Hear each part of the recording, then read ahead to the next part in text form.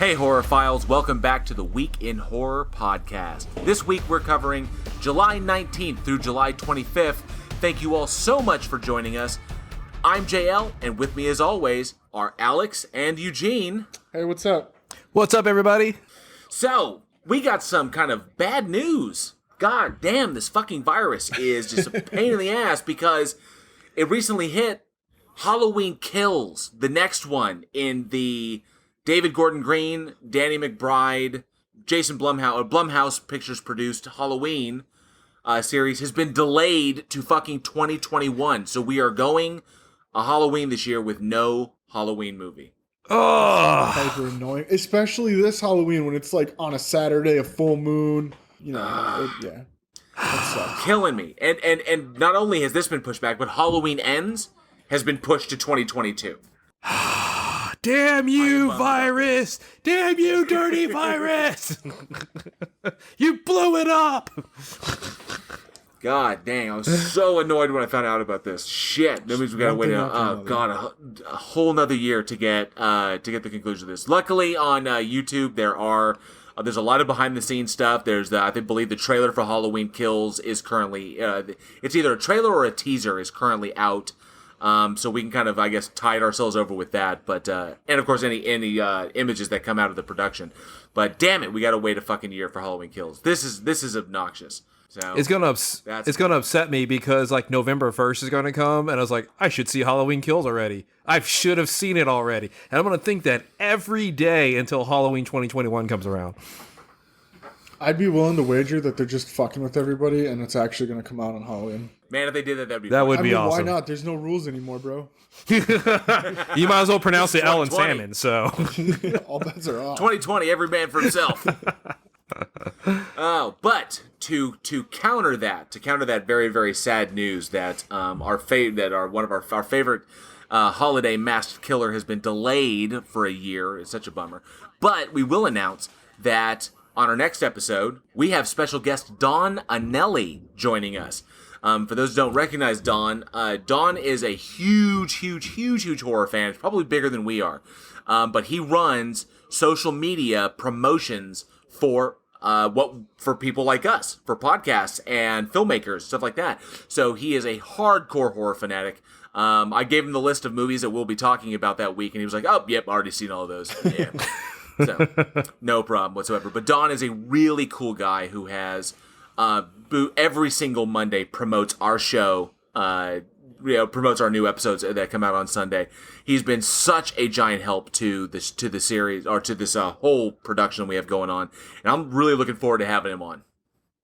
Yeah, it's gonna be awesome. Oh yeah, it's gonna be awesome. We've had some great guests that come on, but it's cool that he's like, oh yeah, I've already seen all those films. I was like, oh okay, fine, just overachieve then. I know he's gonna bring shit to the table that we probably won't even know or think of. So I'm looking forward to that. And of course, to all of our listeners, if you have any questions for Don Anelli, consider him the Encyclopedia Horror-tanica. He knows everything. Yeah, I don't think there's something he doesn't know. Everything, from 1898, House of the Devil, all the way up to today. He's got it all stored in that big horror brain of his. So if you have questions for Don, or something you want to know, or something you want to test him with, if you want to test his knowledge, shoot those questions. Shoot those to weekinhorror@gmail.com. We'd love to hear what you think. All right, well, let's get this bad boy started. Alex, what do we have first? Let's start it off with something a little fun, maybe a little controversial. We got Child's Play, the remake, the July 21st, 2019 remake. I can't believe it's been a whole year since that movie came out already.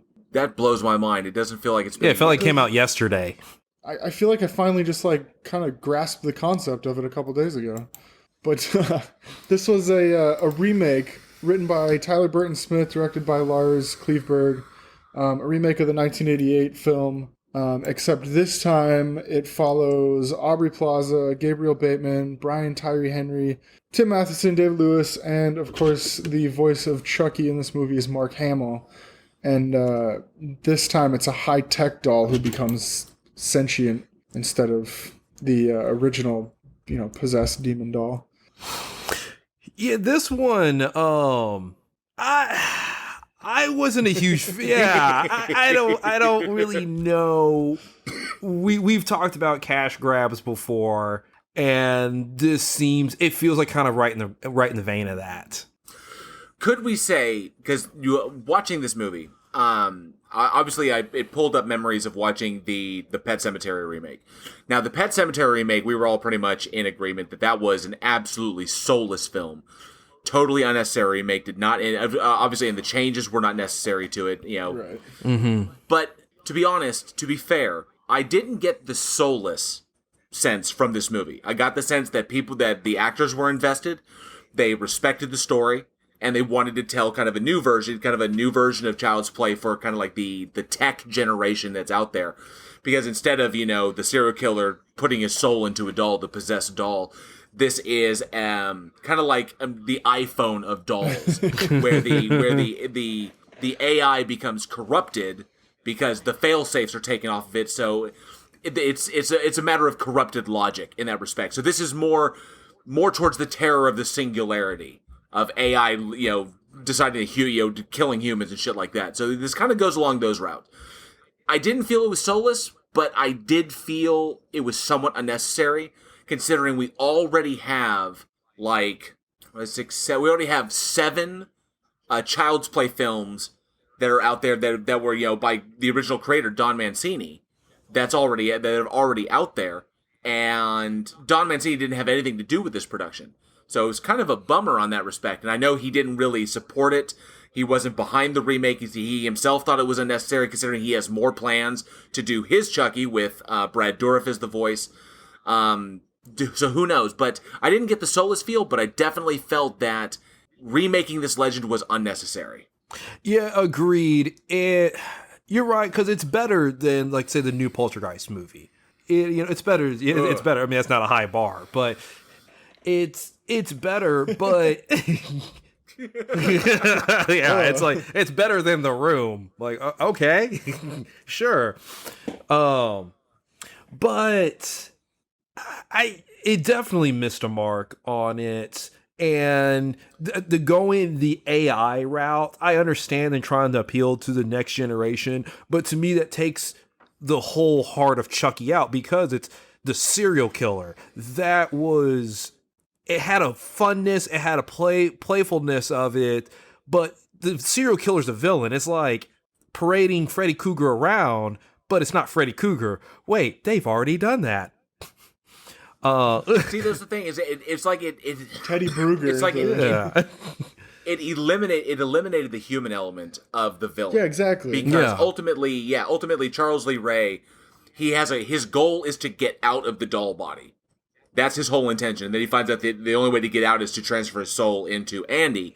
So we have a villain. The villain has a motive, and then people are going to die en route to him trying to attain that goal. Whereas in this one, it's just a machine.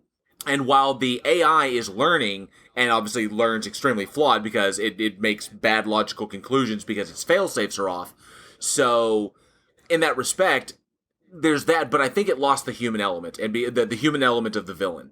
It became just, it's not as scary as, say, the Terminator, which the Terminator you can mistake for human until you suddenly realize it's a fucking unkillable robot. So, in this respect, it's literally a 2-foot-tall doll that doesn't have the terrifying, visage of the Terminator, and there's no human element to it because it's a power source. You kill it, or you destroy it, or whatever. So in that respect, I think that's where it kind of lost its edge. It really did, because it's like Skynet without the actual scary part. Because what makes Terminator scary is that if you're stuck in a room with Terminator, you have no chance.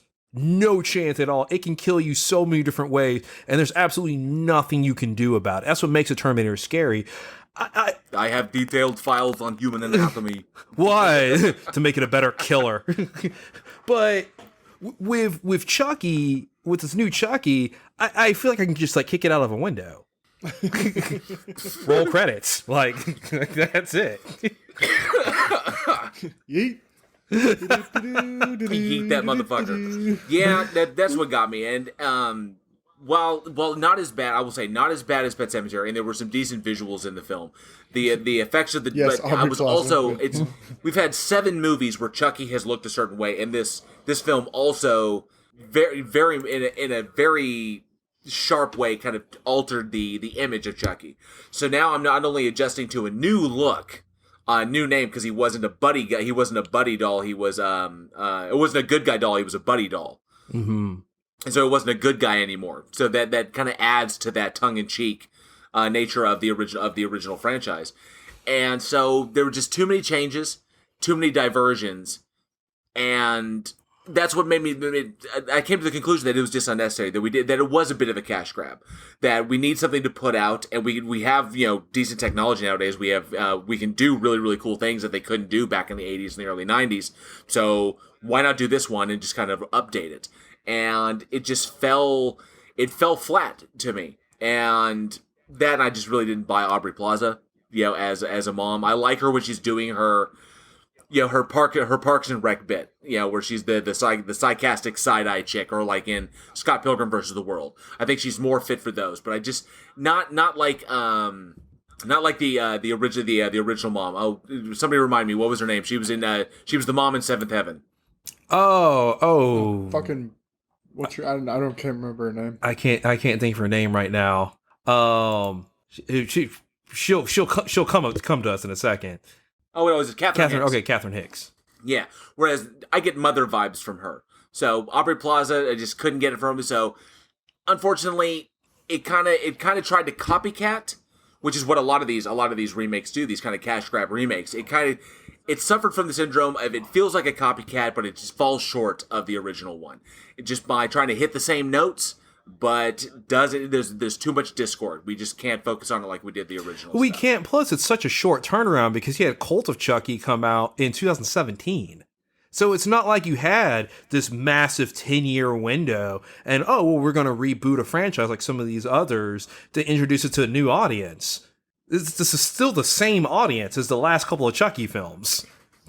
Yeah, typically you have a good solid window of time that has gone by before you decide to do a reboot. So I think take Texas Chainsaw Massacre for example.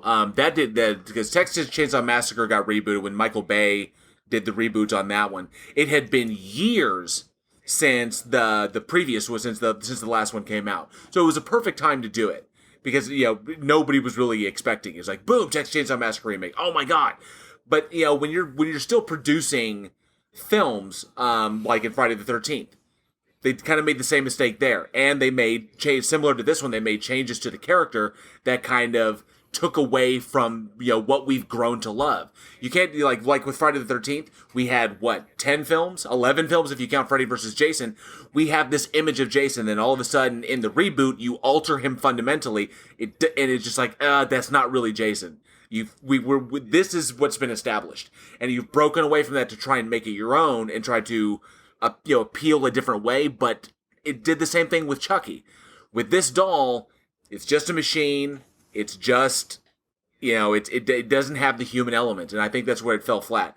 Otherwise the film was okay. It's a good little time waster, but I just didn't feel that it was necessary. Plus, not to mention, I mean, come on, I love Mark Hamill. I love him to death. He's Luke Skywalker.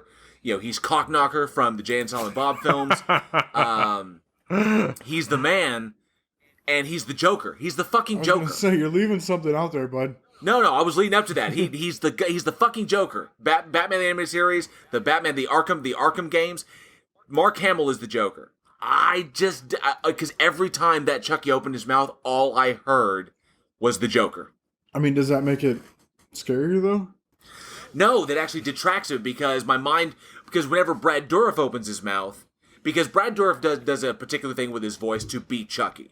So when I'm watching Brad Dourif in Lord of the Rings, when he's Grima Wormtongue, I don't get that. I don't get Chucky vibes from that. Or if I go back and watch some of his earliest stuff, like if I watch him in Exorcist 3 or the X-Files episode he did, where he was the serial killer who was on death row who was psychic, or if I watch him in Graveyard Shift, or any of the number of things, I never get Chucky vibes from that. There's a particular thing he does with his voice that says Charles Lee Ray, and so when I hear that voice, is that's Chucky.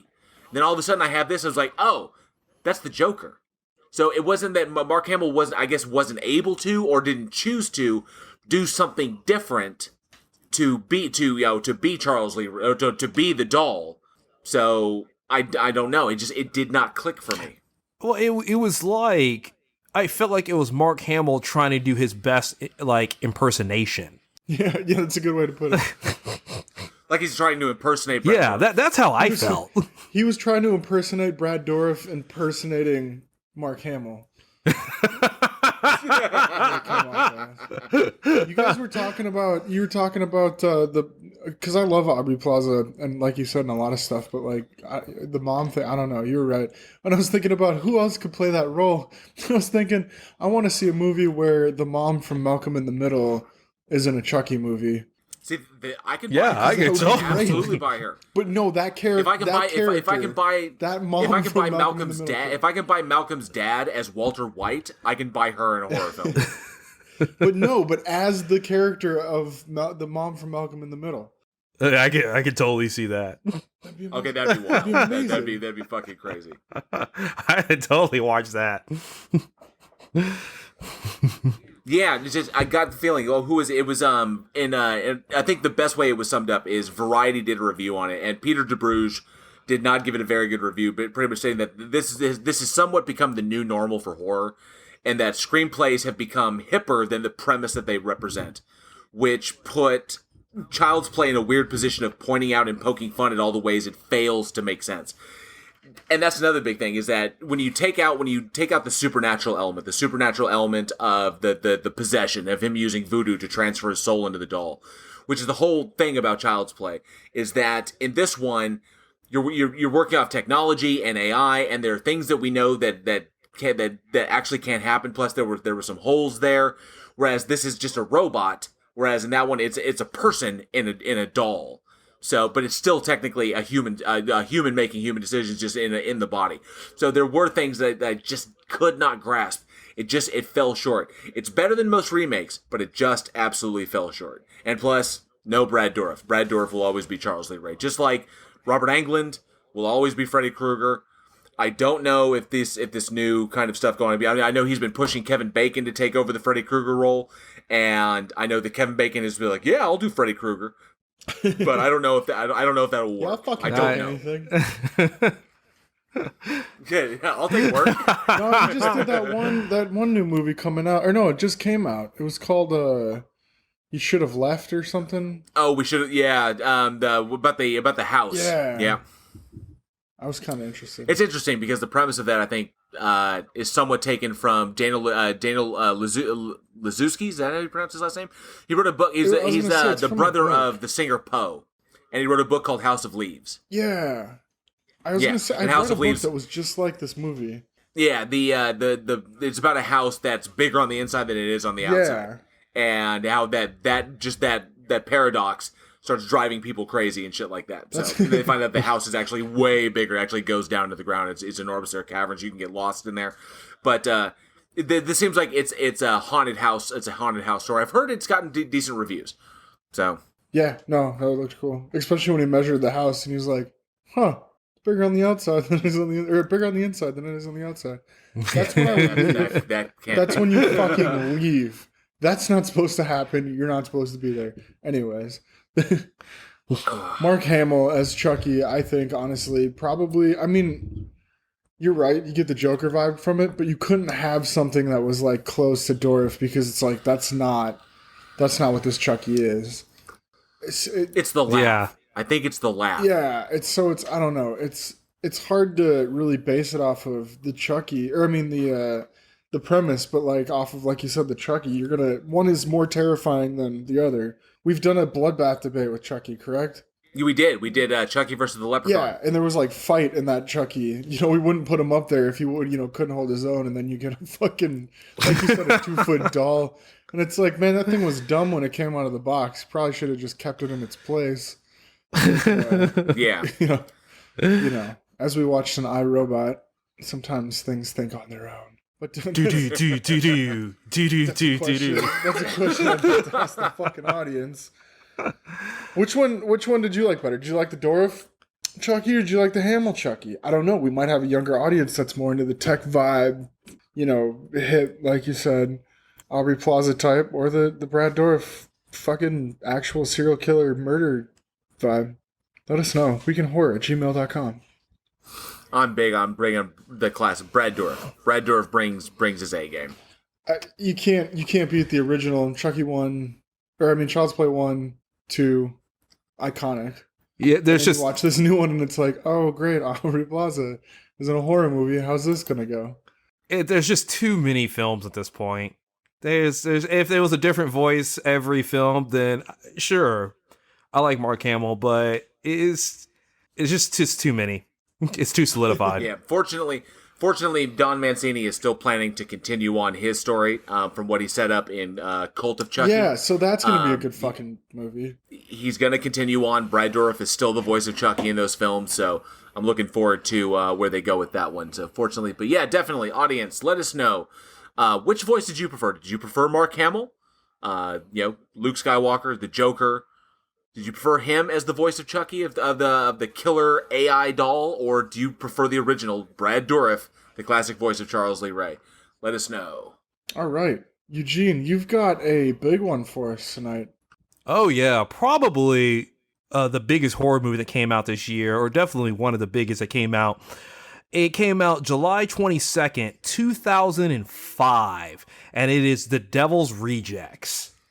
Yes, I'm so looking forward to talking about this. It's a fantastic movie. It was directed by Rob Zombie, and it stars Sid Haig, Bill Moseley, and Cheryl Moon Zombie. Right? Sherry Moon. Sherry Moon. Don't call her Cheryl. She'll fucking kill you. Yeah, she will. Literally. All right. Well, I'm gonna be scared now.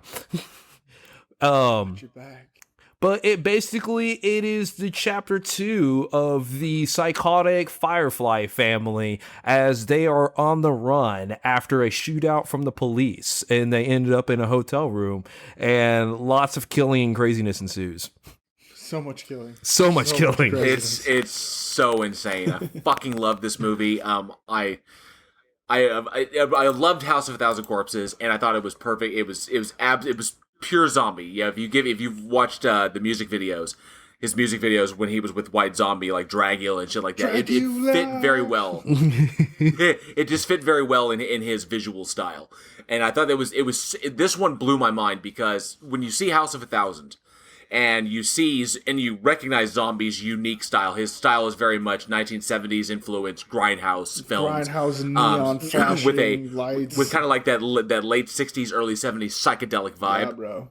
Mm-hmm. And so he brought that to the horror film, which made House of a Thousand so unique. So unique that Universal almost didn't put it out because they were appalled. I remember how controversial this was.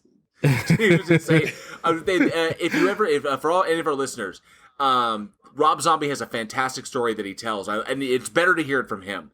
I could recount it, but I'd rather you hear it from the horse's mouth. When he was on Joe Rogan, he did this interview where he talked about his relationship with Universal and getting House of a Thousand Corpses made, and basically their reaction when he brought them the final cut. To hear him tell it is absolutely hysterical. It's super, super fun. So definitely check that out if you get a chance. But this one, it blew my mind because it was such a tonal shift from House of a Thousand Corpses. Because House of a Thousand Corpses, we got psychedelic absurdity, 70s grindhouse weirdness, inside the house, the characters themselves are coming off as so big and everything is over the top. But then you move it over to Devil's Rejects and we have now come down to harsh, gritty reality. We still have kind of a grindhouse look to the film, but it's definitely more grounded in reality. You don't have the psychedelic coloring. It's more bad guys on the run from the cops. And I thought that it was such a stark contrast that it just my imagination just blew up with reasons as to why this would be. So I always felt it in my mind that House of a Thousand Corpses, we were not seeing that movie from the perspective of the victim. We were from the victims or the cops. We were seeing that movie from the perspective of the Fireflies. Yeah. Whereas in Devil's Rejects, we are seeing it from the perspective of everyone outside, of the cops, of the victims, of the world. So in Devil's Rejects, it's the world looking at the Fireflies. In House of a Thousand Corpses, it's the Fireflies looking at the world. That's a good way of putting it. Is what is kind of the tone I got. Yeah, it is, because it's so grounded in reality. And you're right, the first one, it's psychedelic, and the camera angles they have, and the coloring of the house, and it's coming out of the 70s. It is mixed between psychedelic, maybe late 60s, early 70s, mix of psychedelic and insane. And obviously, if you know Rob Zombie and all his stuff, it definitely fits the style. And then this is everybody else. It's serious. It took on a bit more serious tone, and everything about the film, there were variations in it. Now, he was very, very fun. It was almost like House of Thousand was experimental, and he did things that his favorite directors did. So, like the tension without release, the exposition cutaways, where all of a sudden we've got the action going on, but all of a sudden in the middle of it cuts to like Bill Moseley giving his speech, like it's his his stream of consciousness, and all these quick cuts and stuff. And then all of a sudden we get a more linear, streamlined narrative in Devil's Rejects. So somewhere in between, Zombie, I think, found his footing as a director. He realized what he liked, he realized what he was going for, and that's why we never really see a callback, unless you count El Super Beasto, which was an animated project he did that harkens more back to House of a Thousand Corpses. But with the Halloween remakes, and with 31, and actually 31 I think went back to but with Lords of Salem, like this, we still get a touch of that grounded, gritty reality. But the psychedelic 70s, underground New York, film style, we don't really have that anymore. So I think that's why I love this film. Out of all three of them, from this one and from Three from Hell, because Three from Hell was really more just a retelling of Devil's Rejects. But this one I felt was his best, because we see him find his footing as a director. And that's always strong, when you really get, when you solidify the tactics you want to utilize, how you want to use your camera, how you want to use your actors, how you want to use your lighting, everything. When you find what works, then you run with it. Yeah, I can agree with you totally on this being probably the best of the trilogy. Because, like you said, he found his footing. He went for something, he saw how it made him feel, he saw what he really wanted to do from that, and took all the best parts with him and made this movie. And like you said, the Three from Hell, I recently just got to watch that, and that was, it was more of a retelling of the second one, but it also, answered maybe some questions, or kind of dove deeper into some of this stuff. It was just, this movie set up, I think this could have been the first of a trilogy. You could do I think this should have been first, and House should have been third. As like a release, like a prequel. Like a prequel. I think that would have been a good way to do it, because this would be a really awesome first movie in a sequel, or in a trilogy. See, the big thing, the one thing that gets me, and when we talk about the best of the trilogy, we've got House of a Thousand Corpses, The Devil's Rejects, and Three from Hell. So when I was watching Three from Hell, while I still love Rob Zombie, I love his work, Three from Hell, unfortunately, felt very lazy to me. And it seemed like just a complete and total rehash of the script from Devil's Rejects. Like, they literally hit every single note that Devil's Rejects did. So they're on the run, they do their thing. In Devil's Rejects, they hold up in a hotel. In Three from Hell, they hold up in a house. They took people hostage. They end up killing everybody anyway, just like they did in Devil's Rejects. They go on the run again, and then they wind up in a location, just like in Devil's Rejects. They wind up at Charlie's place with all the prostitutes. They wind up there where they get captured. In Three from Hell, they wind up at the Mexican town where they get captured. Then there's a big epic fight against a major bad guy. It was Wydell in Devil's Rejects. It was the head of the Black Satans in Satanos Negros or something like that. The luchador mask wearing cats. I actually like those. Those guys were actually pretty fucking cool. but they wind up in a big fight with them. They end up winning, and then they run off. Only in 3 from Hell, there was no posse of cops waiting for them. So unfortunately, 3 from Hell I felt was just lazy. It was just a rehash of it. There was one moment though, and I wonder if the audience agrees with me on this.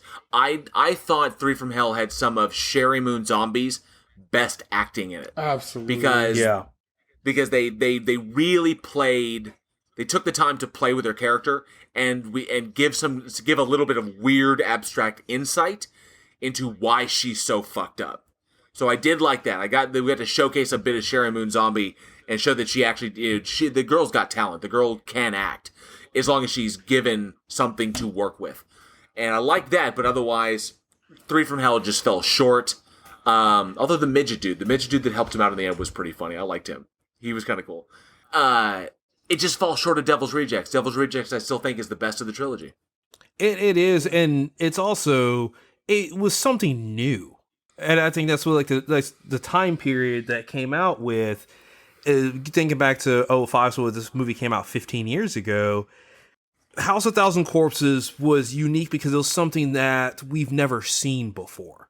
And that... I said we haven't seen it in a long time. Well, yeah. At the time, it was something that we haven't seen, and then going on top of that, it's the reverse. And I'm actually really glad that Rob Zombie experimented, because he could have made Devil's Rejects just like House of Thousand Corpses and make it super psychedelic and all this other kind of stuff, but he wanted to portray the Firefly family in a different light. And the third one was great and all, but this was the one, it caught me off guard. I was expecting House of a Thousand Corpses, and I put it in, I was like, oh, wow. I wasn't expecting this. So it's almost like Rob Zombie's kind of playing with the audience a little bit, because it's the same characters, expecting the same feel. That's how sequels go. Sequels are supposed to be the same feeling, and this flips it all on its head. So it's like Rob Zombie's playing with the audience on it. Yeah, not to mention, you had thematic changes in that. I love the character of Sheriff Wydell, the good guy going rogue and doing what he did. But is he justified in that? I love that it asked questions. It was more introspective than I think a lot of people give it credit for, because there's this one moment, and that's why I thought 3 from Hell was so unnecessary. It was actually unnecessary, because there's this moment at the end of Devil's Rejects. I think you guys will remember this, when they're in the car and they are beat the fuck up because Wydell went to goddamn town on all of them. So they're beat the fuck up. They're in the car, and Otis is driving. Baby's in the back, and she's all fucked up. She's and, got a bullet in her fucking leg. It looks like Captain Spaulding's on the verge of death. And then Otis is driving, and then stops the car and sees the cops. And it seemed like there was a moment there where these characters had gone through what they put their victims through. They finally tasted what they dish out. And it seemed to me in their acting, in the acting choices that they made, that they'll never be saved, they will never be redeemed, but it seemed like there was some self-awareness that suddenly dawned on, at least on Otis, which is weird. It's like, he was just kind of like, because you always get the sense, in Devil's Rejects, I got the sense that Spaulding was along for the ride, because he likes it. Baby's fucking crazy. But from Devil's Rejects, I got the sense that Otis was always looking for something. And that was a great character narrative. It's like, he's constantly looking for someone to either kill him and take him down, or someone to show him something new. Like, just the absolute cynic. Make me feel something.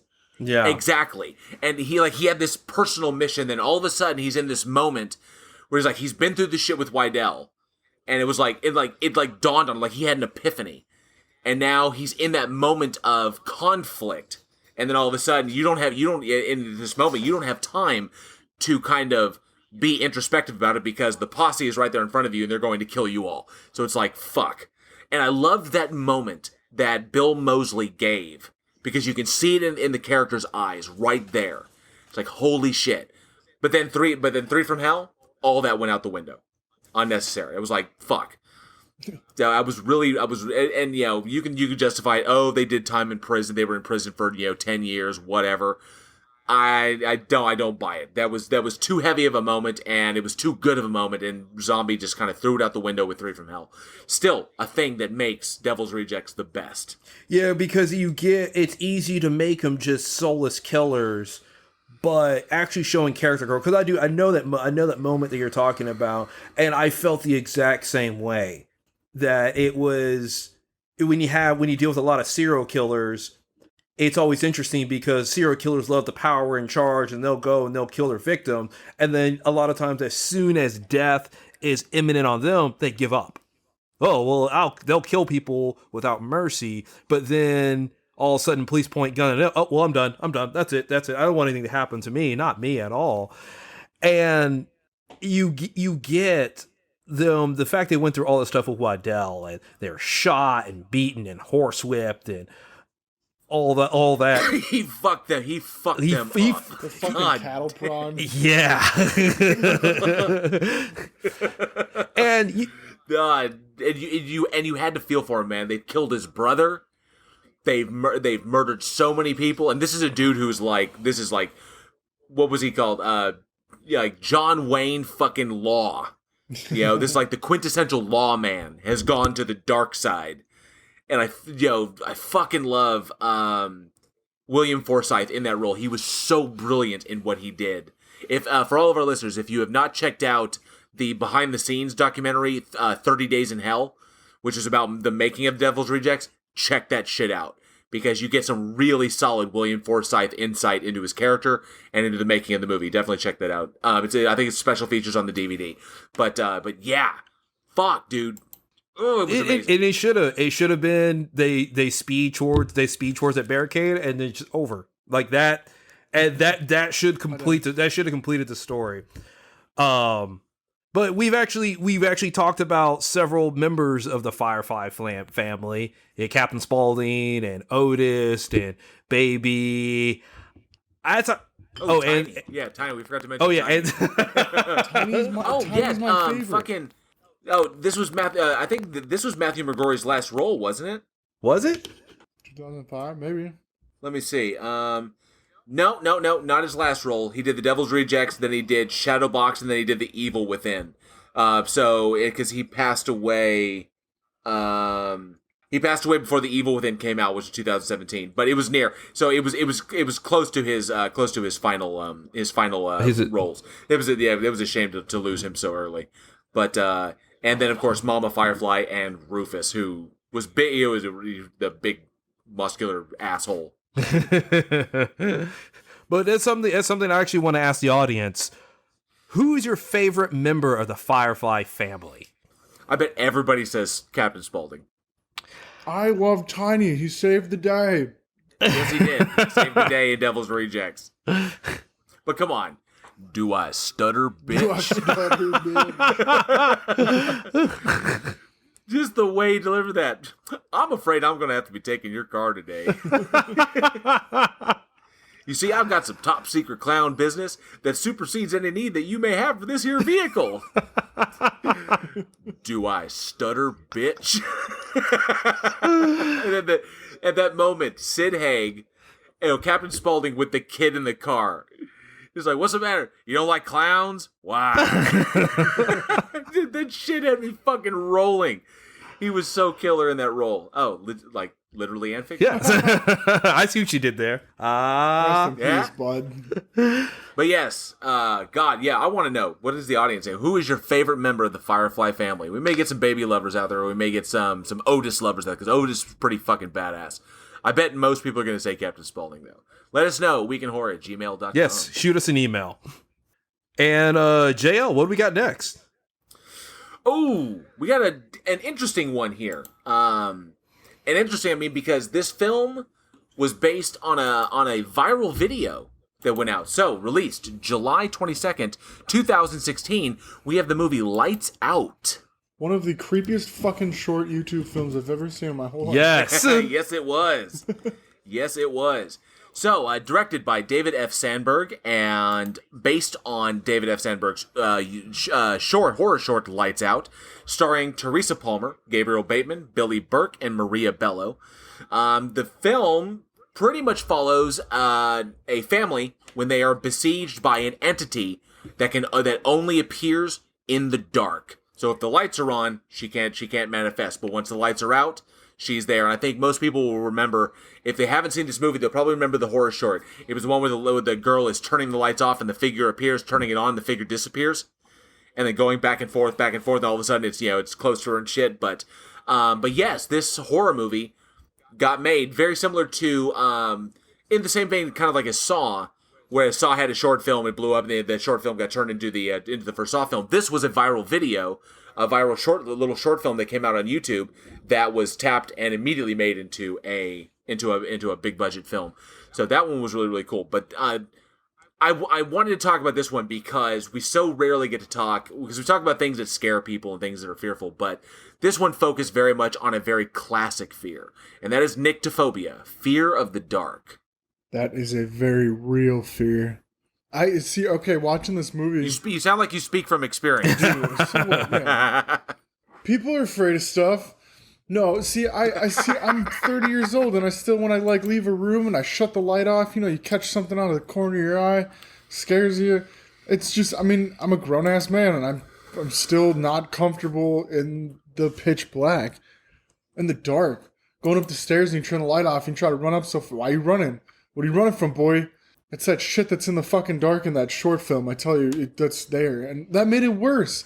That's one of those things that, you see something like that, you think you're over a fear, and then something like that comes into your life, and then it just fucks it all up. Because here's my issue with this whole thing, this movie, was the short film monster was way scarier than the actual movie monster, which bothered me, because the short film made me so afraid of the dark that I'm not even kidding you. I just slept with the lights on the night that I watched that. It's terrifying. Fear of the dark starts when you're young because it's a fear of the unknown.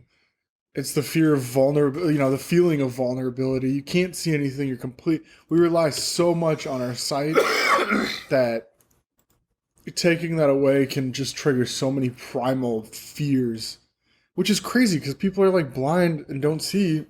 They have to deal with that every day. It's that unknown. The unknown is more scary than anything. Yeah, it was a creepy factor. Yeah, definitely. It really was, because you take out probably our biggest sense of our surroundings, and just playing with that. Because and then in this movie, it's I don't know.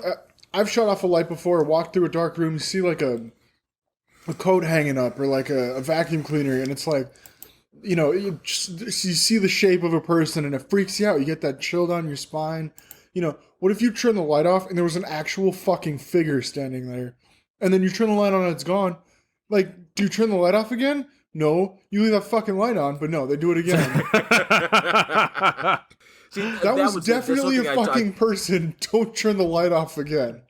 Ever. That's something that I talk about a bit, and it's like when we talk about things like pareidolia or apophenia, and that's seeing patterns in chaos, recognizing or seeing images or seeing random images and discerning objects out of them or out of certain stimuli. So seeing objects in clouds, or seeing faces in the patterns in the random patterns in a rock face or something like that. Whereas this one is, you turn the lights off and you see a figure, but it's really just there's no depth in the dark. So you're just getting silhouetted shadows, and those varying silhouettes can create what looks like people, and then you turn the light on and then it's gone. But this takes it to that fair, because you're always afraid. Well, I can see it there. What if it really was there? Yeah. In that respect, and then you have, do you turn the lights back off? He's it's no. You keep the lights fucking on. Don't turn them off again. Then you do it a second time, and then you do it a fucking third time, and then you get fucked by this thing, and you're like, what happened? So that was the thing that got me. It was in the very beginning when the security guard was a security guard. When Esther is turning the lights off, and I was like, the bitch is right there. It's no, that's definitely there. Then you do it again, and then it's by that time you're like, no, something's really fucking up. But then she shuts it off a third time, it's not going to be right in your face. Duh. Haven't you ever seen a scary movie? Come on, no one in a horror movie has ever seen a horror movie. Unless Unless it's it's Scream. Then it's all about. It's so horror. wild. I loved the taking the concept of pareidolia, of seeing those patterns like that, and then suddenly there's a reason that we're afraid because those patterns might be real, and then turning that and then basically say yes, it is real. And I love how that played on that kind of primal fear, because obviously fear of the dark goes back to when we were primitive human beings, and the notion that what you can't see can hurt you, because there are things out there that can see in the dark when you cannot, Like and Shia it just LaBeouf. taps into that kind of that lizard brain, Yeah, that's all it is, and that's like the cool like psychological aspect of it, because this movie is definitely creepy. The acting is really good in it. That is something I really enjoyed about this movie. It was just kind of like there wasn't a whole lot of depth to it, but the characters in the movie really made this movie good. And then just that they prey off of, like, okay, we're human, we don't want to die, so we turn off the lights and we see a figure. We're going to immediately, our brains are going to find that pattern like you're talking about. Holy crap, that's danger. That's another person that shouldn't be here. But then, as an intelligent race, we can be like, oh, okay, it's a coat, or like, but, you turn the light on and it's like, okay, wait, there was absolutely nothing there. Maybe it was a shadow. So you turn the light off and you're like, nope, that's a fucking person. Like, you're going to go into you're going to go into terror. That's going to be fight or flight. You're either going to do something stupid like turn the light back off again. You're going to be like, no, there was definitely something there. I got to go. So it's like, it really plays off that psychological feeling. And then, you get towards the end, and the end really builds up really good. I liked this movie, honestly. It was short, sweet. Acting was good. Cool concept. Everything about it was great. I mean, the budget on this thing was simple. It was $4.9 million, and it grossed almost 150. Why did they change the fucking monster, though? Oh, from the one in the viral video? Yeah. Because honestly, the one in the viral video looked a little silly. Yeah, but once it you was saw creepy as fuck. It was creepy as fuck. it was You creepy had in the all this extra beginning. budget. You had all this extra budget. Yeah, it was super. You could have used it to like modify that idea, because that idea, the person that was thinking about that had seen some weird shit in their dreams, and they needed to be in charge of making the monster, more. Yeah, that was fucking twisted, dude. If you really think about it, you really look at it, it's like, yeah, it's unnerving. But There's when she's too many underneath the fucking covers. teeth in its mouth. When she was under the covers and she had to reach my out. God. yeah. Yeah, fuck that noise. But That's so creepy. But one thing we're talking about, the fact that it did spawn from a YouTube video that went viral. It was a short film. It's only like 2.5 minutes. A short film that came out in 2013, and this is an awesome example of filmmakers and having technology at their disposal, because the special effects to create the light flickering effect and the creature being there, that's nothing new. That's been around for decades. Yeah. But it was the first time I've ever seen it. I think it was in the way that it was done. Because turning the lights off and have something there, people can use that to kind of draw the scene out to build tension. But I don't think anybody had ever done like turn it off and it's there, turn it on and it's gone. Turn it off and it's there, turn it off and turn it on and it's gone. Yeah. And then turn it off and it's closer. I don't think that form of editing had been done before. If it had been done, people didn't pick up on it. I don't remember ever seeing that before in the style that it was done in the short. Yeah, because the effect that they used on there is very well done. And I talked to a buddy of mine who does visual effects, and he's like, it's super simple to do. Like it's not hard at all, with a little bit of After Effects and stuff like that for people who work in that vein. It's just not hard. But it's always amazing to see somebody, even today, create something that we haven't seen before. And that's what's so chilling. But yeah, we've seen monsters in the dark and all this other kind of stuff. But the fact that the YouTube film takes place just in your home. And it's just, there's no backstory to it either. It's a woman who's just turning a hallway light off and she's just going to go to bed. And then it's just, all of a sudden it's just there. And she flickers it off. The hair comes down behind the boy. Yeah, it is like, what? Oh my god! What would you do in that situation? You're either gonna leave. You think leave. so, but maybe you'll freeze up. That would suck.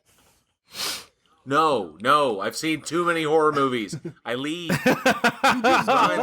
Light out. Don't go further into the house. Go out the front fucking door. Turn the lights on and leave. I think also, like, when it comes down to it, because you're like, you couldn't have the movie if the monster couldn't destroy light bulbs. So, like, that whole aspect was kind of gimmicky to me. I felt like that was something that kind of turned me off a little bit. It was like, oh yeah, now it can just turn lights off whenever it wants. Then what's the point of this movie if you can't defeat it? Yeah, because I don't know if y'all remember that movie. I think it was like Darkness or Darkness Falls or something like that. That came out in 2003. Yeah, I remember. Yeah, Darkness Falls, where it was the witch with the mask, and she was hurt by the light. Yeah, she was hurt by the light, and I remember when they had the power outage in that movie, and I was like, of course there has to be a power outage. Of course, it would all go down during a storm that knocks out. Yeah, absolutely. Thank you, plot.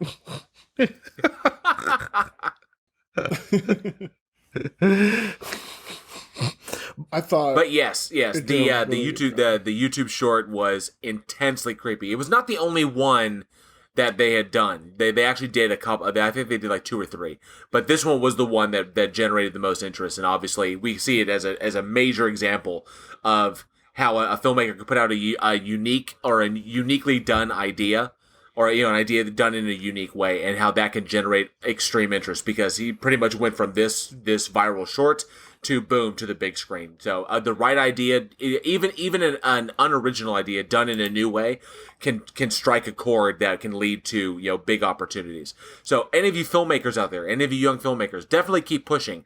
If you find a unique way to do something, if you find something new to do, obviously do that. But if you find a unique way to do something that's been done, don't hesitate. Go for it. Bite the bullet and shoot it and put it out there. You never know what can happen.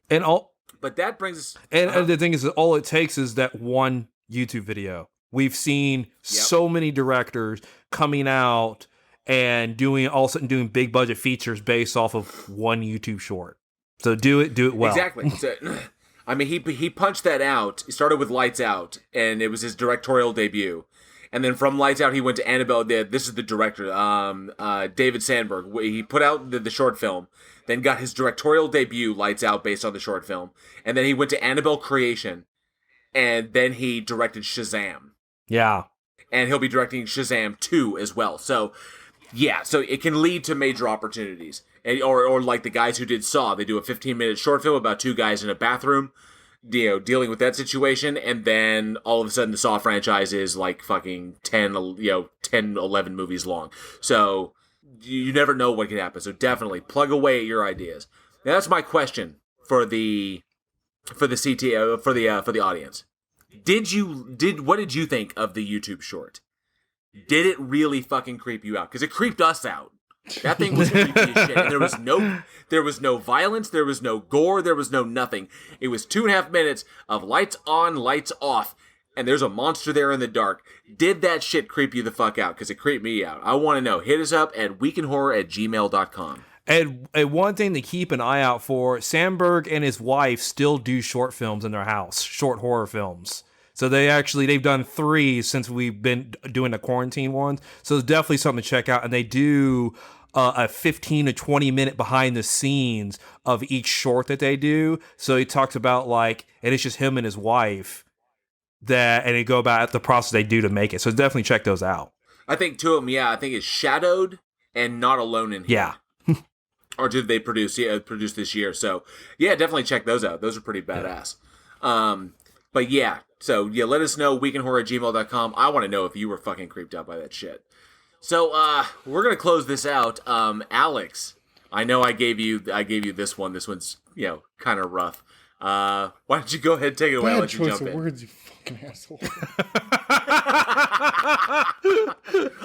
Oh, for our listeners who may have made this maybe the first episode you listen to, I always give Alex the really fucking rough one because I've seen him.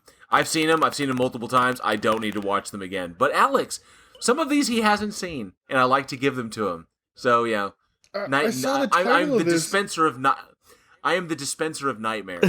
I know. It's like we'll have these normal movies, these really scary ones, and then I'll just get this off the cuff, what the fuck, And then you're like, okay, now talk about this. And it's like, oh, thanks.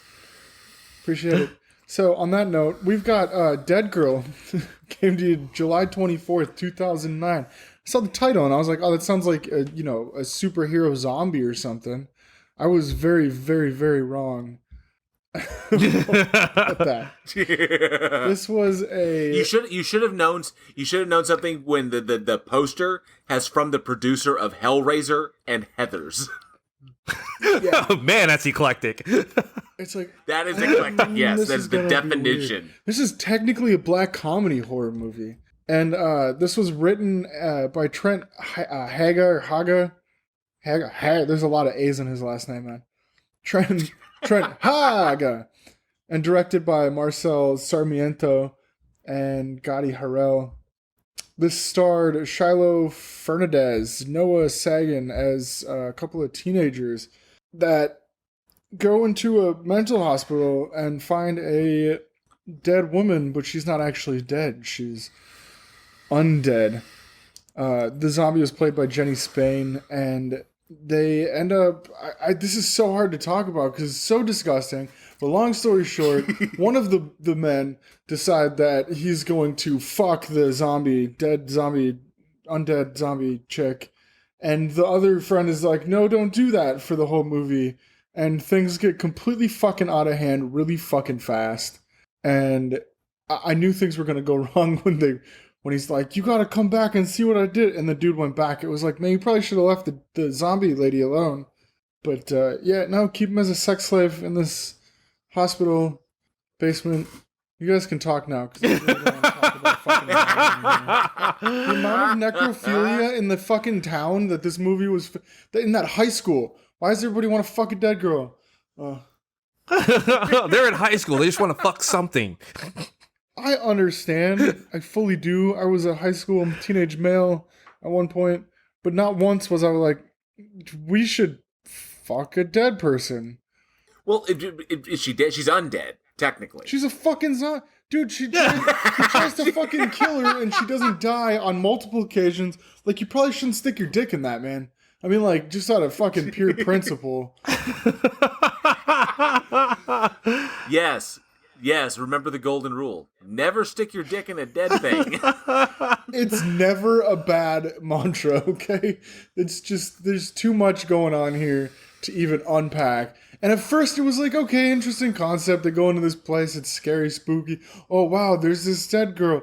And then it's like, okay, well, are they going to keep it a secret? Is this like a Stand By Me situation? Where this is like our okay. And then he's like, I'm going to stick my dick in it. And then, you lost me, bud. You lost me. It's so twisted. It's the really way, hard to relate with that, yes. Man. Well, yes, full of comedic moments. The film did pushed some boundaries. It really did, and I liked it for that alone because it was willing to go into a place that not many filmmakers these days will go. It definitely deals with some issues when you're thinking about, especially with women kind of thing, and. Yeah, we can sit there and we can joke about the dead aspect of it. And don't stick your dick in dead things, which is a good rule out there. Don't stick your dick in dead things. But at the same time, when you're talking about chaining her down, raping her, and rape is one of those things. It's always difficult to watch. It's always uncomfortable to watch. It always just felt. Just pushing it. Congratulations, you're a normal human being. Yes. You feel bad watching rape. Well, I mean, the film is rated R for strong, aberrant sexuality. That's where you should have been tipped off that something was going to go fucking weird. I know. In previous episodes, we talked about with films like Species and Contracted and. The horror of the female form, and women's roles, women's typical roles in horror. You don't often get characters like Baby Firefly and Devil's Rejects where they're strong female characters. They're just psychotic and doing bad shit. But in this one, it definitely falls into this trope. it take the notion that that high school boys pumped full of full of hormones and they're just willing to just fuck anything, like in the movie Teeth, where it's kind of the similar as like you should not, but you're just compelled by your sexuality. It definitely runs on these two tropes that women are viewed as objects, and which made it tough to watch because this is definitely the objectification of a woman. While she is undead, she is a zombie. She's chained down. She effectively is immobilized, and as long as you don't get too close to the teeth, you might be okay. But it definitely puts a woman in that role, and then is in the objectification role, and then puts the guys in the role of guys are just horny. They just want to fuck everything. So those were two things that made it difficult. And the dichotomy or the split between the friends. Between JT and Ricky, when I think Ricky refuses to fuck the girl, to fuck the zombie, but JT is like so into it because he's opportunity because these guys are outcasts. They probably thought they were not going to get laid anytime soon. They're obsessed with sex, and then all of a sudden this falls into their laps, and the situation while absurd does put some societal issues that we have into sharp relief. This came out in 2009. So here in 2020, we are still dealing with shit like this.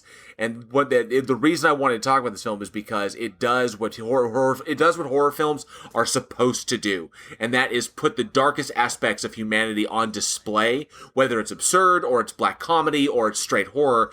We see these things. We have to deal with them. And through that, we come to our own conclusions on this. And it does get wildly insane, especially when, JT wants to bring a friend in and the secret gets out. And then Ricky, who, he's actually has this crush on this really on the most popular girl in school. She winds up getting drawn into the shit and it gets really fucking out of hand.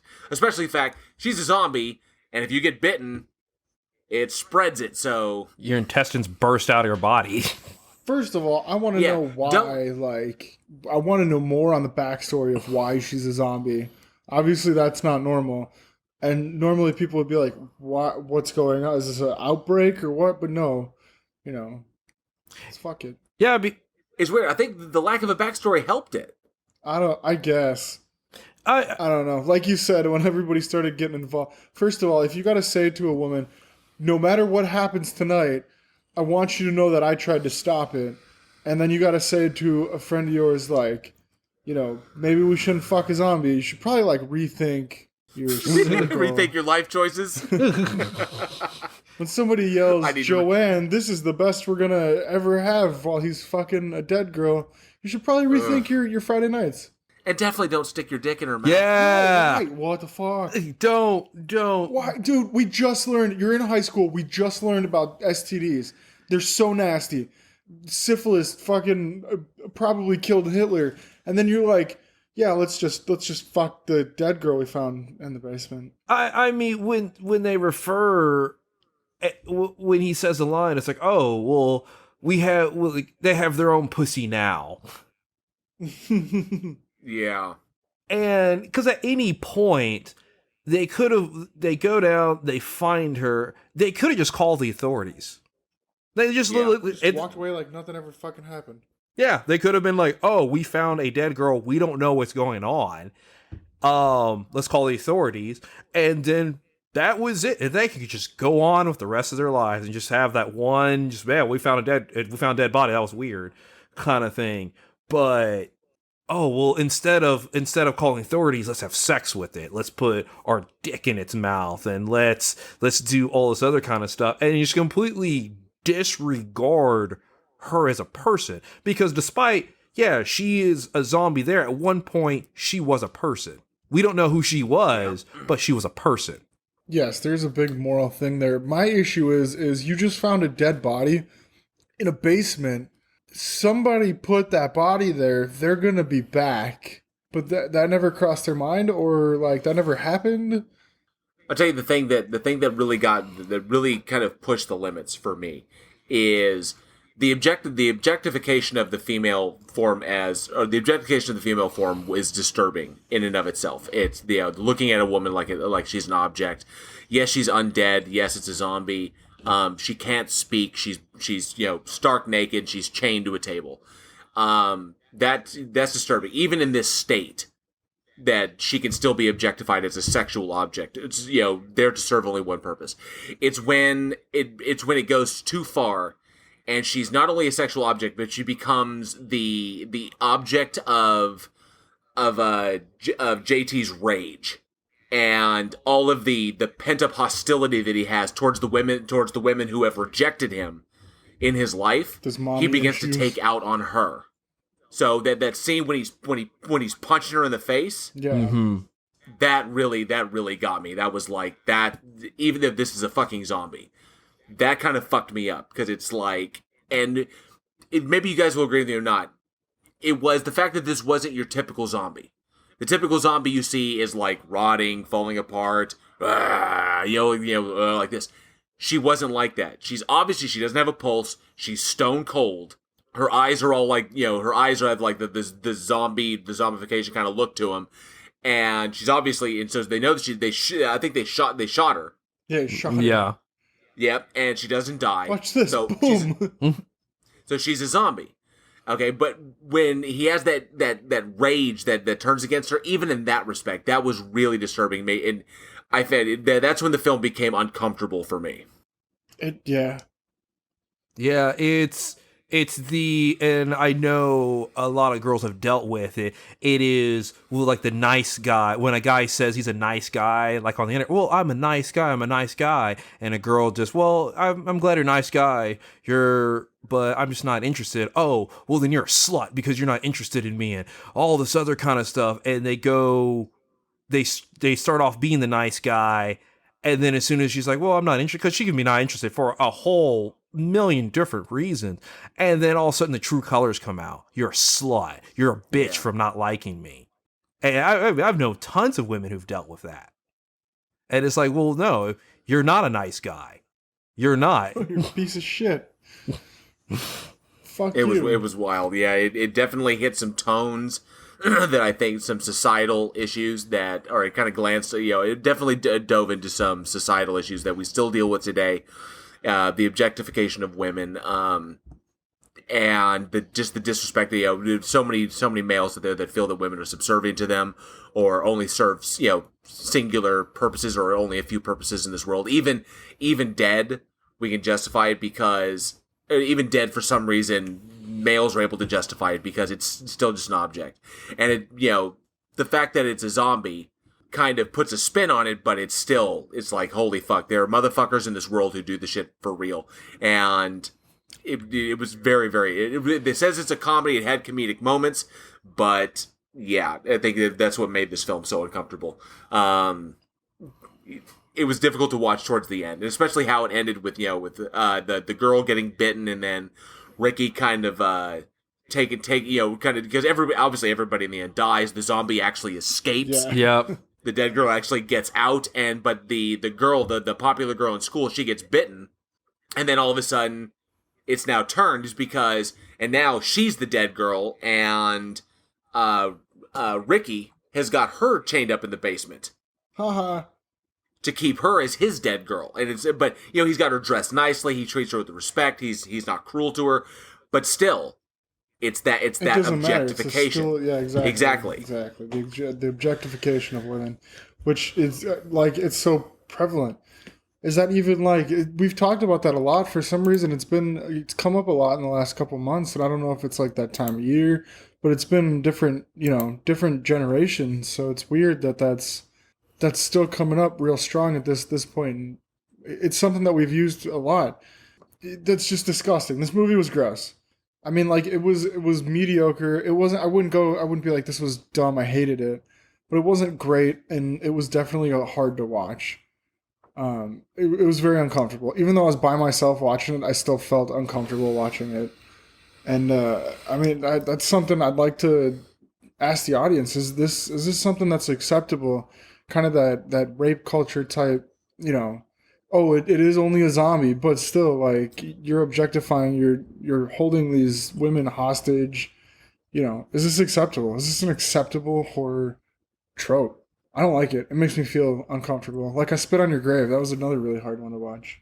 Yeah. It's the fact that it brings issues like that to light, and that's something that horror movies are able to bring issues that other genres of films can't do.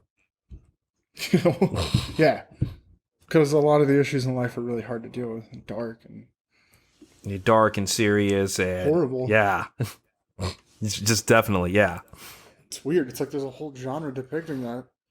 Yeah. Be interesting. Somebody did a podcast about it. That'd be super weird. Yeah.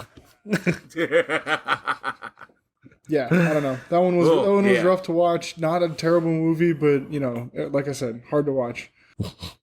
And then I guess we can go to another dark and/or light place.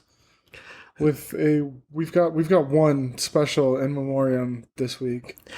Yeah, we decided to only do one in memoriam this week because it is a huge name, and I know this one hit close to home when he passed, and it affected so many people.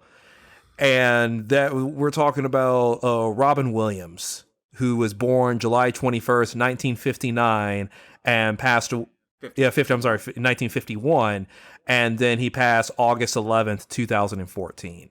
God, it was that long ago already, huh? Yeah. It still feels like it's too soon. It's just... It's so wild. It's so wild. I wanted to pay our respects to Robin Williams. I know he is not. He was not a major figure in horror.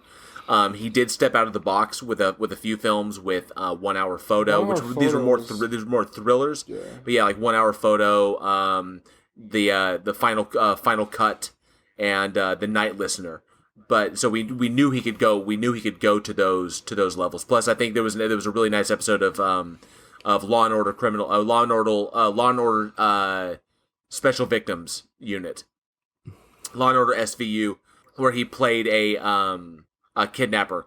The episode is really fantastic because he went to a really dark place in that one. So we knew he was capable of going to those levels, but he's obviously known for his comedy and his dramas, everything from Good Morning Vietnam, Mrs. Doubtfire, stuff like that. But one thing I wanted to kind of go back and reminisce. We're going to reminisce a little bit.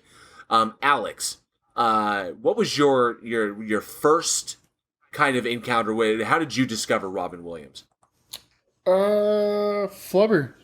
Flubber on VHS. That was, I think that was my first live action movie that I ever saw as a kid, and I've watched it probably 100 times at least. But yeah, Flubber than Mrs. Doubtfire. Nice. I knew him as very super goofy right off the bat. Yeah, we had the Flubber VHS. I think it was green, like a lime green VHS tape. He wore that thing out. Oh God, yeah. And then he's in everything. I just watched Patch Adams. Oh yeah. Just watched that the other day. God, he was so good at that. I know. And then just like, yeah, I don't know. I watched his movies. I love him. It's so hard to watch his movies now, though, just knowing what he went through. And it's hard because he's so good. He's so passionate. But then, behind the scenes, he was hurting. And so it's hard to watch movies, especially like Patch Adams. And then I just watched Big as well. What about you, Eugene? When did you first discover him? The first time I saw him was, I know the movie didn't do too well, but I personally love it. The movie Hook. Nice. And it was a fun movie. I like the introduction to the world. I love Dustin Hoffman as Captain Hook. And I like the world. I liked him being a kid watching that film, and then you're watching an adult become a kid. So as a kid, it just resonates because when you're little, it's easy to have that imagination. And as an adult, I see it from a different side because you have the scene where the Lost Boys are having the feast and he can't see it. And it's like, well, you have to imagine it. to be able to see it. And when I was a kid, I was like, well, why can't you imagine it? You can imagine anything when you're a kid. And then you watch the movie again as adults, and you're like, I get it. I get it. And you see it from a different side. And then after that, the film definitely hit Dead Poet Society. Oh my god, yes. That movie's so good. So good. Yeah. Oh, Captain. Hey, Captain. I have to say the first time I encountered it, because I'd been aware, because this was around the same time, I was familiar with, Good Morning Vietnam, and, because that clip has been played so many times. This really was his breakthrough role, but he had some good stuff before, like Moscow on the Hudson. It was one of my dad's favorite films. But the film that I discovered him was a Terry Gilliam film, The Adventures of Baron Munchausen. Oh god, yeah. When he played the King of the Moon, and how his head would come off and fly around and shit. And that characterization, because, when the head was on, he was this one person, then the head would come off and fly around and the body be trying to catch it and shit. That was absolutely hysterical. I loved him in that role. And that was where it was just, and because The Adventures of Baron Munchausen was up there with movies like The Neverending Story and Flight of the Navigator. Because when I was little, when I was 7, 8, 9 years old, I was really, really big into fantasy films. And I think it was my uncle who introduced me to The Adventures of Baron Munchausen, just because he thought visually it'd be a really entertaining film. The deeper meanings of it totally lost on me. But yeah, seeing Robin Williams as the King of the Moon, and even then doing little kind of impersonations, voice work that he would do as that character was fantastic. A big giant silver Robin Williams with a flying head. It just seems perfect for him. Just absolutely perfect casting. So it's an amazing film. But of course, the just the filmography of this guy, everything from Mrs. Doubtfire. The Birdcage, him and Hamlet with directed by with Kenneth Branagh. Directed by Kenneth Branagh was amazing because he was as capable in drama as he was in comedy. Yeah, because he was an amazing actor. He definitely gave it his all, and that's why so many of his characters are so believable. Because you get something that could be like The Birdcage, and then you go to Good Will Hunting. That's a solid transition.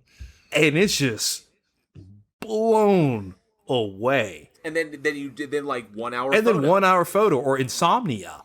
Oh, but in between those two, Death to Smoochie. Yeah. Oh my god, yeah. Arguably probably one of his greatest roles.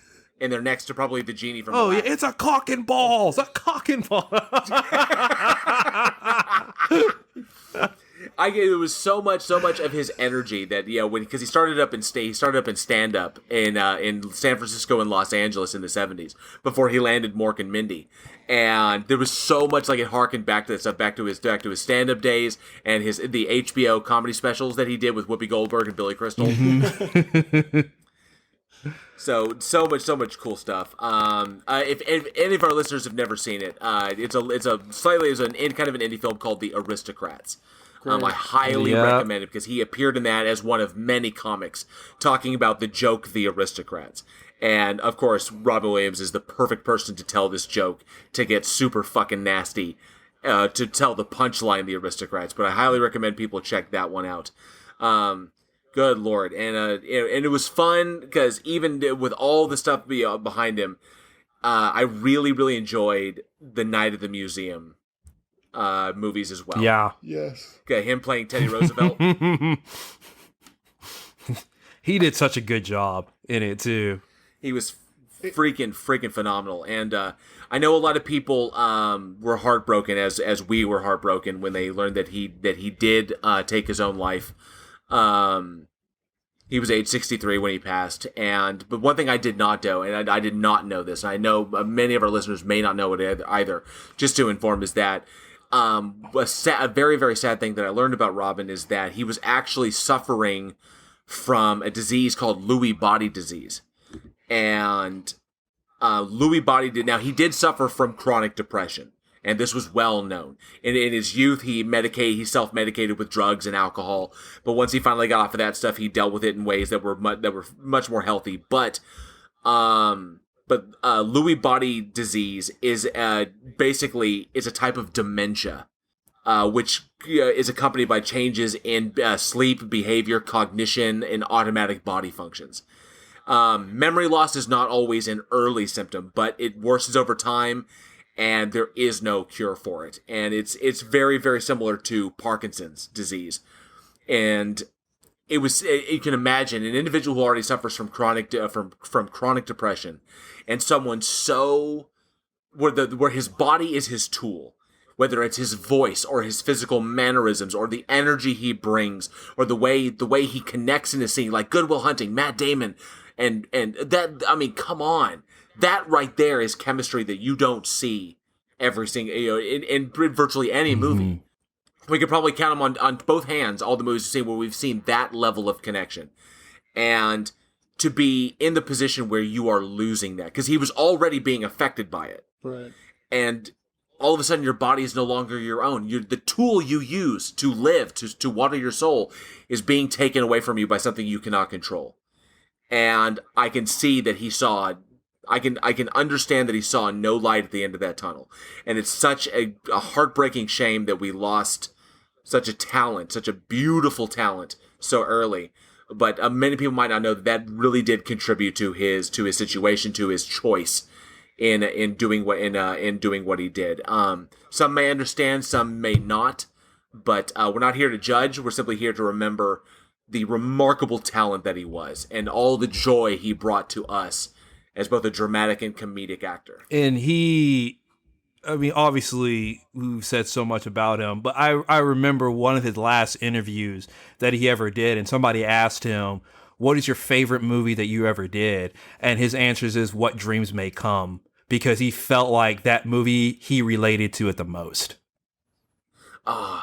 And I know so many people didn't like the movie, but I love that movie. I love the whole concept with the different paintings and everything, but I know the movie didn't do well in theaters. It didn't. I think it was one of those kind of unique ones. Go ahead, Alex. I said it didn't need to do well in theaters. That movie was influential, and anybody that did watch it saw it, including his. So that's good. I loved it. But one very, very unique. I love the story of one very unique individual's take on the afterlife, because you kind of create your own afterlife in that, and that was what he brought to it. And then the interconnection of souls and being connected to soulmates, stuff like that. Really, I loved it. It was a beautiful story. It was heart-wrenching in some respects, in dealing with themes of depression and loss and grief and finding the strength through others in order to get through those things. These are obviously, they mirrored issues that he dealt with in his own life. And he was telling very real story here that people live through this stuff and they deal with it and finding hope in the darkest places. And that's why I absolutely adore that movie. I wish more people would see it, so they could really see Robin Williams as some of his best work. Love him to death, and I miss him terribly. But we can always go back and enjoy stuff like the genie from Aladdin, or Patch Adams. Or what about some Fern Gully? Fern Gully as Matty Yeah. Coda? Yeah, he's fantastic. I fucking loving that. Why do I not believe you? I fucking love just everything he did. Of course, and obviously go back and look, and for those younger members of our audience, go back and watch his early stuff like The World According to Garp. Can I Do It Till I Need Glasses? Even watch him in Popeye with him and. Oh, he's great in Popeye. Huh? Popeye was awesome. Exactly, yeah. Go back and watch his earliest stuff. Moscow on the Hudson. God, you cannot miss that. And of course, Good Morning Vietnam, where he just, solidified it. Everything he did, everything he touched, he brought a level of magic to it that I think few people really did. He's up there with the likes of like Tom Hanks and Denzel Washington. Just a real treasure that will be sorely missed. So we miss you, Robin, so much. Rest in peace, bud. Sleep easy. Rest in peace, Robin. We'll always remember you. All right. Now that closes out another episode of Week in Horror. We want to thank our listeners so much for checking us out. We could not do the show without you. You can always check us out at www.weekinhorror.net. And from there, you can connect with us. Give us your feedback, your comments, your questions, weekinhorror@gmail.com. And don't forget, throw your email address onto our mailing list, and you will be automatically, permanently entered into our monthly drawing to get a free mystery horror shirt. We give away one a month, and we will shoot those out to you if you get chosen. So be sure to jump in and get on our mailing list. Also, if you really and truly love what we do, you can support us at patreon.com/weekinhorror. We have tiers as low as $1 for those. We know times are tough. For those who can support and want to, you can shoot us that. It's just that. But of course, for the higher tiers, you do get early access to our Bloodbath debates and our After Dark sessions with our special guest. Next month, this next one coming up is Don and Ellie, and you can ask questions of Don, whatever you like. We'll get those and we'll ask him in our After Dark session. And as always, follow us on social media, Facebook and Twitter, where you can get our daily splatter, which is a little bit of horror information straight to your feed every single day. Cool stuff that you might not know, even movies you may not have seen. We will have one out for you every single day. And of course, we fired up a YouTube channel. We've got that going. And our episodes are going up every single week. You can check us out. Just search Week in Horror at YouTube. You'll find those links in the descriptions on our podcast, wherever they are, on Anchor, Spotify, iHeartRadio, anywhere you listen to podcasts. Thank you so much for listening. Thanks, guys. I'm Alex. I'm Eugene. I'm JL. And we will see you all next week. And as always, stay scared.